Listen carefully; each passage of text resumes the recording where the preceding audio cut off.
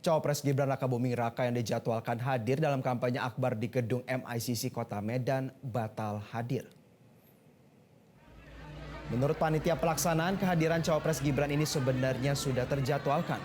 Namun ternyata Gibran tidak bisa hadir sehingga kampanye untuk mendengarkan pidato Gibran di Medan gagal terlaksana dengan baik dan akhirnya berakhir dengan joget bersama saja. Dalam kampanye ini hanya pendukung yang mengenakan kaos Prabowo Gibran yang diperkenankan untuk masuk ke dalam gedung.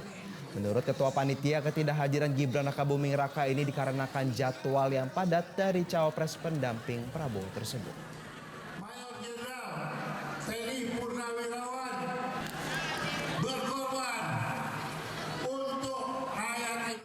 Jelajahi cara baru mendapatkan informasi. Download Metro TV Extend sekarang.